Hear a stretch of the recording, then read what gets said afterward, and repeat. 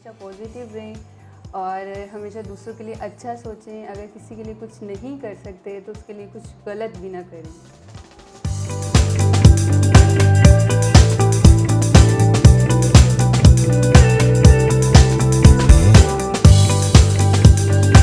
अस्सलाम वालेकुम एवरीवन, मैं हूं आपकी होस्ट मुआफ़िया मलिक। हम और आप विद PNY के एक न्यू शो के साथ। जैसा कि आप सब लोग जानते हैं, PNY एक ऐसा इदारा है जहां हम हज़ारों की तादाद में स्टूडेंट्स को डिफरेंट कोर्सेज़ करवाते हैं ताकि वो अपनी पर्सनल लाइफ, अपनी प्रोफेशनल लाइफ के साथ साथ अपनी फाइनेंस को भी बेहतर बना सकें। इसी का हमारा एक पोर्टफोलियो है PNY पिंक, जिसमें हम टारगेट करते हैं ख़वातीन को, किस तरह से ख़वातीन मर्दों के शाना बशाना काम करती हैं और अपनी पर्सनल लाइफ को, अपनी प्रोफेशनल लाइफ को बैलेंस लेकर चलती हैं और उसके साथ साथ अपनी ग्रूमिंग भी करती हैं। तो आज हम बात करेंगे बड़े ही दिलचस्प टॉपिक पे। उससे पहले मैं आपका तारुफ अपनी गेस्ट से करवाती चलूँ।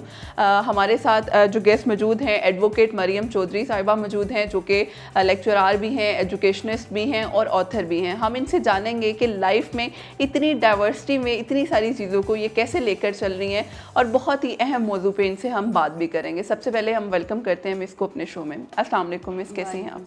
सबसे पहले तो आपका शुक्रिया। Thank you so much miss, कैसी हैं आप? जी, अल्लाह का शुक्र। Miss thank you so much आपके आने के लिए। आप बड़ी चीज़ों को एक साथ लेकर चल रही हैं, अपनी लॉ की प्रैक्टिस भी कर रही हैं, ऑथर भी हैं, आपकी बुक भी हमने देखी, उसके साथ साथ एजुकेशनिस्ट भी हैं। तो ये सब चीज़ें एक साथ बैलेंस लेकर कैसे चल रही हैं? सबसे पहले तो हमें ये बताइए। मेरा ख्याल से इन सब के पीछे एक आपकी जो विल पावर होती है उसका बहुत मीन होता है। सेकेंडली, मेरा ये शुरू से, जब से मैं अपनी स्टूडेंट लाइफ में थी, मेरा ये एम था कि गर्ल्स को मल्टीटास्किंग होना चाहिए। सिर्फ किसी एक चीज़ को थाम के नहीं रुक जाना चाहिए। तो कहते हैं आपकी चॉइस, फिर आपके हौसले, आपकी हिम्मत और आपकी जो तगद होती है वो आपको यहाँ तक लाती है। ज़बरदस्त, बिल्कुल। मिस आजकल हम देख रहे हैं बहुत ही ज़्यादा इस इशू पे बात हो रही है, स्पेशली अगर मैं बात करूं डिवोर्स रेशो की। जिस तरह से बात हुई कि 10 दिनों में मोर देन 500 केस फाइल हुए हैं, तो क्या लगता है बीइंग अ लॉयर कि क्या इसके पीछे रीज़न्स हैं जिसकी वजह से ये इश्यूज़ बहुत ज़्यादा हाईलाइट हो रहे हैं? आप बिलीव करें, हम कोर्ट्स में जाते हैं, खास करके ये फैमिली कोर्ट्स में, तो हमें अंदर से दुख हो रहा होता है। हम अब इवन के हम अपने क्लाइंट के साथ खड़े होते हैं, ऐसा नहीं कि अब हमारे पास भी कोई फीमेल नहीं आती होगी कि हमें डिवोर्स चाहिए, because it's our work.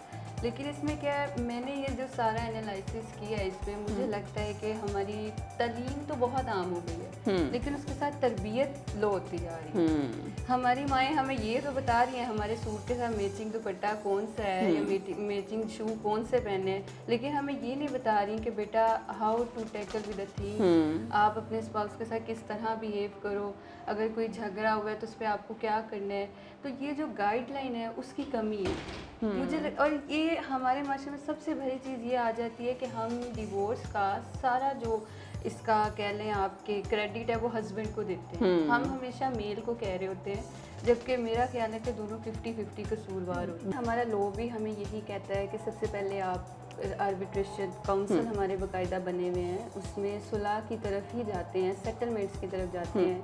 Even कि हम बीइंग अ लॉयर भी फर्स्ट स्टेप पे हम अपने क्लाइंट को भी यही कहते हैं कि गो फॉर सेटलमेंट, क्योंकि उन सब के दरमियान में जो ज़्यादा डैमेज होने वाले पार्ट होते हैं ना, वो आपकी औलाद होती है। क्योंकि हम बाद में इन चीज़ों को तो इग्नोर कर देते हैं, मेल भी आगे चला जाता है और फीमेल भी, लेकिन जो डैमेज होते हैं औलाद, तो हमें इस्लाम भी कहता है सुलह की तरफ आए, लॉ भी कहता है और हम पूरी कोशिश करते हैं। बिल्कुल, तो ये बड़ा ज़रूरी है।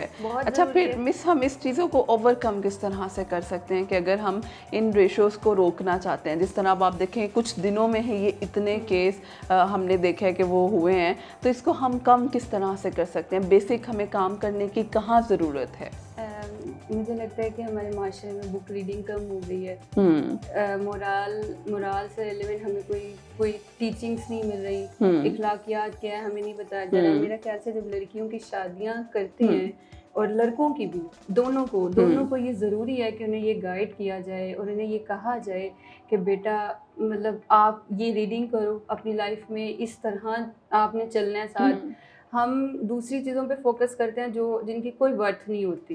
तो इसके लिए मुझे तो लगता है कि एक ट्रेनिंग सेंटर्स बल्कि होने चाहिए जहाँ पे सेशंस होने चाहिए। मतलब गर्ल्स कुकिंग कोर्स सीख सकती हैं, कंप्यूटर कोर्सेज लोग सीख सकते हैं। तो हम ऐसा इदारा भी तो बना सकते हैं जिसमें हम गर्ल्स और बॉयज़ दोनों को ट्रेनिंग दें कि आपने अपनी मैरिटल लाइफ को किस तरह परस्यू करना है। तो ये बड़ा ज़रूरी है, मेरा बहुत ख्याल है इस पे ज़रूरी है। हमें काम करने की ज़रूरत है। और ये क्या लगता है कि आपको इस चीज़ का सलूशन निकालने के लिए हमारा काम कहाँ से शुरू होना चाहिए?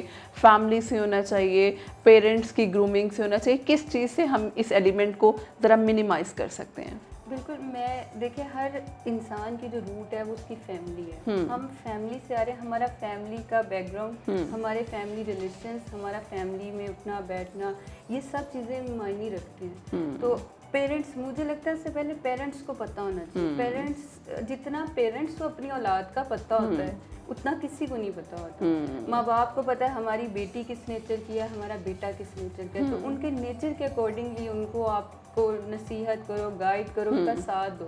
हमारे यहाँ क्या होता है, हम नसीहत करके ना अपना काम खत्म कर देते हैं। जबकि आप तो खुद मुझसे अच्छा समझती होंगी कि नसीहत करने से ज़्यादा उनके साथ पार्टिसिपेट करना ज़्यादा ज़रूरी है। बिल्कुल ऐसे ही है। बच्चों को आप ये तो कह दो बेटे इस चीज़ को हाथ नहीं लगाना, हाथ जल जाएगा, ये आग है, लेकिन उसको वहाँ से रोकना कैसे है, उसने कैसे खुद पे कंट्रोल करना है, ये सारा हमारे कहने वालों पे डिपेंड करता है। अब हम कह देते हैं बेटा ये मसला होगा, आपने नॉर्मल रहना है, काम डाउन रहना है, लेकिन उसके बरक्स क्या होता है, बच्चे हैं वो टैकल नहीं कर पाते, एज टू एज ये मीन रखते हैं ना, तो ये बड़ा प्रॉब्लम आता है। पेरेंट्स का रोल बहुत ज़रूरी है इस चीज़ में। ज़बरदस्त। अच्छा मिस, अभी आप जो प्रैक्टिस कर रही हैं थोड़ा सा हमें उसके बारे में भी बताएं। आप स्पेसिफिकली किस डोमेन को देख रही हैं और क्या वर्क है मैं उसकी? स्पेसिफिकली सिविल और immigration lawyer, okay, immigration laws को देख रही हूँ, स्पेशली अमेरिकन इमिग्रेशन। ठीक है।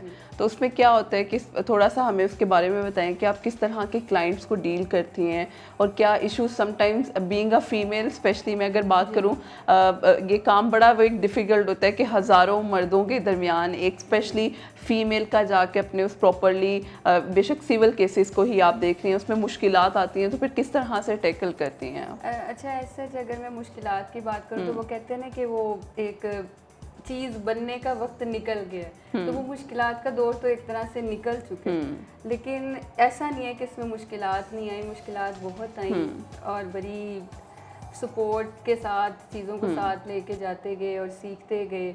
तो अब तो अल्हम्दुलिल्लाह जिनको मुश्किल होती है उनका हल निकाल देते हैं, मतलब अच्छा चल रहा है सब। ज़बरदस्त। तो क्या किस चीज़ को टारगेट करती हैं आप स्पेशली अपनी राइटिंग्स में, किस चीज़ों के बारे में आप ज़्यादा एम्फेसाइज करती हैं? अच्छा, मेरा बहुत सी इसकी आपको पता है चॉइसेस के, मैंने पहले शॉर्ट स्टोरीज लिखी, मैं आर्टिकल्स लिख रही हूँ, हम सब पे लिख रही हूँ, न्यूज़पेपर, डिफरेंट न्यूज़पेपर्स वगैरह पे, करंट इश्यूज़ पे लिख रहे हैं। करंटली मैं एक नावल लिख रही हूँ, वो भी स्टोरी इसी इशू से, हम जो वकालत में चीज़ें ऑब्जर्व करते हैं, फिर जो रियल लाइफ में हो रहा है, तो उन सब चीज़ों को लेके मैंने उस पर लिखती हूँ ज़्यादा। ठीक है।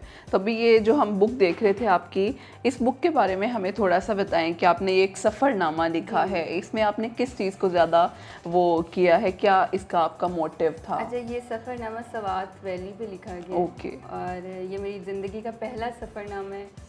तो इसमें मैंने ये इसमें पोइट्री है, एक तरह से एक स्टोरी चल रही है जिसमें डिफरेंट कैरेक्टर्स हैं और यही मतलब शायरी हो गया और ये ट्रैवल लॉग, पूरी स्टोरी लिखती है इसमें। ज़बरदस्त, ठीक। लाहौर से शुरू है, कलाम तक गए, फिर कलाम से लाहौर का, और वो सारे स्टे करना, वहाँ से रुकना, ना जाना, तो सारा नेचर के करीब जितना लिखा गया वो मैंने लिखा। ज़बरदस्त। एक आखिरी बड़ा इम्पॉर्टेंट क्वेश्चन भी है, किस तरह से अपनी पर्सनल और अपनी प्रोफेशनल लाइफ को बैलेंस लेकर चल रही हैं?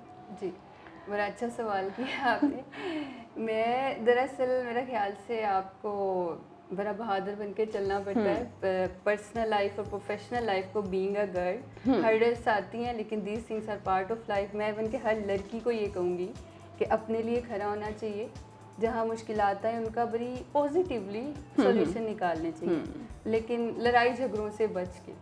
तो मेरी भी ज़िंदगी का यही रूल है, कहीं मैंने खामोशी इख्तियार की और कहीं अपने लिए खड़े हुई, तो वो आपके सामने है कि दोनों चीज़ों को सपोर्ट दे रही हैं। ज़बरदस्त। लास्ट कोई मैसेज जो आप स्पेशली हमारे ऑडियंस को देना चाहें?